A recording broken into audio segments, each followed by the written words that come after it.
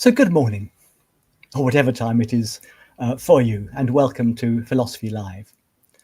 I'm Graham Blackbourn from the Scottish branch of the School of Philosophy and Economic Science in Edinburgh. Thank you for joining me.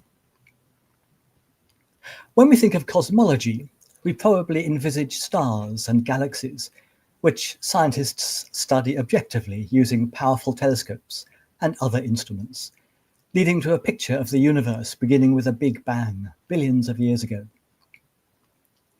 But to the ancient Greeks, cosmology came much closer to home. It was not that they weren't able to envisage a universe extending infinitely in space and time, but rather that they tended not to separate the workings of the universe from those of the living world which they saw and felt around them, taking the cosmos to be a living, intelligent being of which mankind is a part, the nature of the one being reflected in the other. So I'd like this morning to look at the teachings of Empedocles, a philosopher born in the Greek colony of Acragas on Sicily, early in the 5th century BC, and most active almost 100 years before Plato. Like many earlier Greek philosophers, the work of Empedocles has been rather overshadowed by that of Plato and Plato's one-time pupil Aristotle. Yet Empedocles was very influential on the thinking of each of these. Many scholars think that Empedocles was the source of Plato's myth of the soul's journey in his dialogue Phaedrus, in addition to some of the themes in his symposium, including Diotima's teaching on love. Aristotle referenced Empedocles more often in his writings than anyone other than Plato himself. So what do we know of Empedocles' thinking?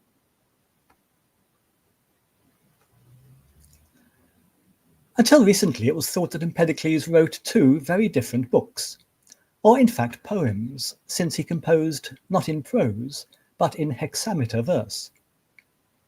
One poem was called On Nature, a bizarre but essentially materialist account of the evolution of the cosmos. And the other was called Purifications, concerning religious ideas and practices, which, it was thought, were rather at odds with Empedocles' materialist cosmology. Neither poem was preserved in its entirety, being known only from quotations in later writings. It was suggested that as a young man, Empedocles may have been interested in the nature of the world, but later he turned towards religion as a consolation in his old age. But as recently as 1999, the text of a fragmentary ancient papyrus, which had lain neglected for over 100 years in the University of Strasbourg Library, was published. It had originally been found in Egypt, having, it seems, been reused in ancient times as the stuffing for a funeral wreath.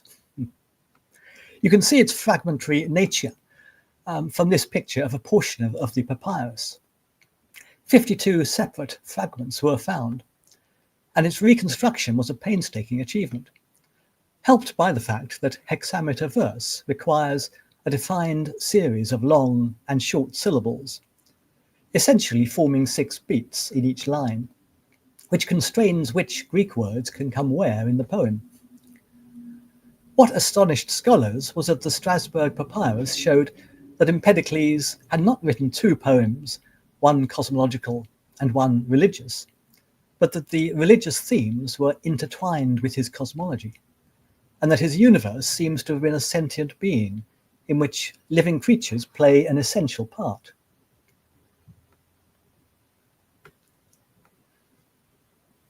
Aristotle recorded that Empedocles was the first philosopher to describe 4 elements out of which everything is formed. He called them roots: earth, air, water, and fire.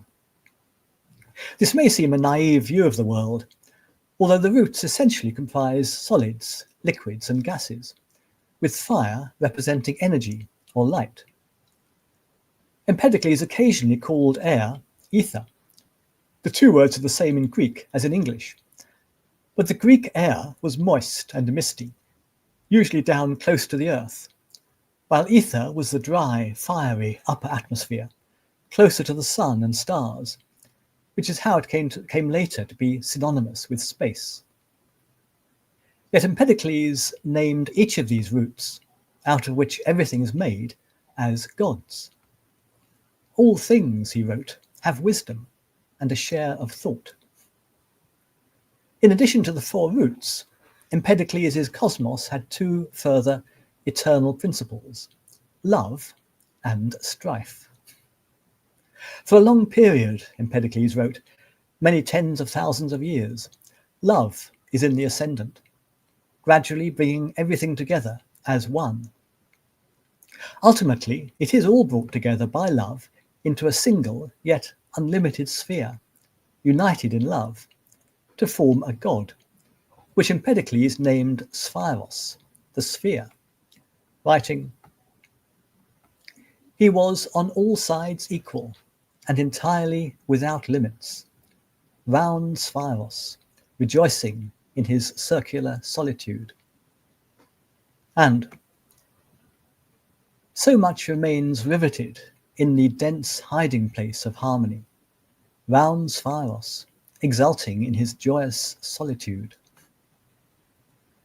Joyous because the principle of strife has been entirely banished, and this Spiros contains a perfect balance of the four roots, which Empedocles said elsewhere leads to the highest intelligence.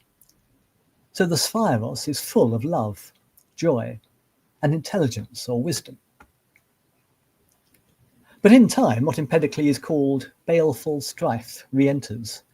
The Spiros breaks apart, and the four roots are once again differentiated. Individual living beings, including human beings, arise, as they had also during the previous phase of increasing love.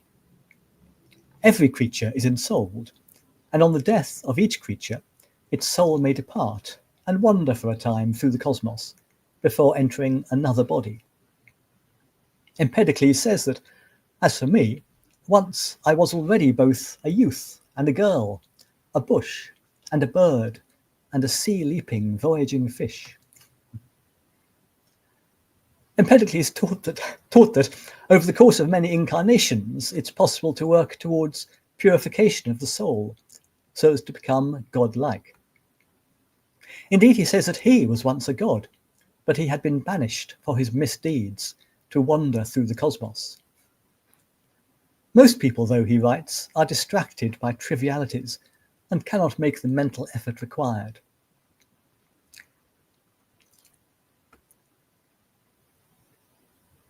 They covet different things, such as dwell among men, countless miseries that blunt their thoughts, while purification of the soul is attained by careful attention to the teachings of the wise, so that they are internalized and enter one's being. So if you plant these teachings deep into your firm mind, Empedocles wrote, and gaze upon them favourably with pure attention, they will all be present to you throughout your life, and you will obtain many other good things from them. For these teachings themselves are what makes each thing grow in one's character, according to each person's nature.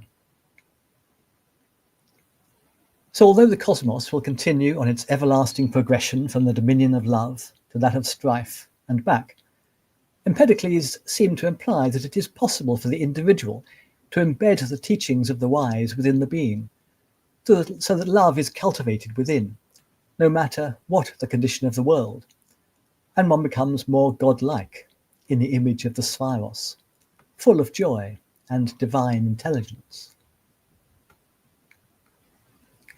Now, I said at the beginning that Empedocles' cosmology was bizarre, and I haven't told the half of it. But I think that this strange picture of the world and our place in it embodies some valuable truths which are far from bizarre. Firstly, I cannot, for the most part, radically change the way the world is.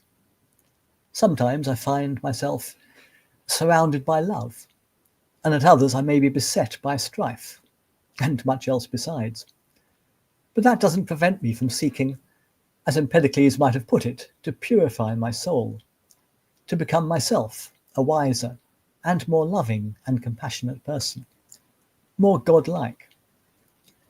Empedocles said that I may achieve this by listening to the words of those I consider to be wise and reflecting upon them, paying close attention to them so that their meaning grows within me, while not being overly distracted by the different things, such as dwell among men, countless miseries that blunt their thoughts. That way I may increase in love, joy, and wisdom. I think there is a lot more that I might learn from Empedocles, but that would be a good start. So here's how philosophy might help us today. And thank you. Philosophy Alive is on every Friday morning during the term at the same time. We hope to see you next week for a new philosophical gem. Thanks again. Have a good day and enjoy your weekend.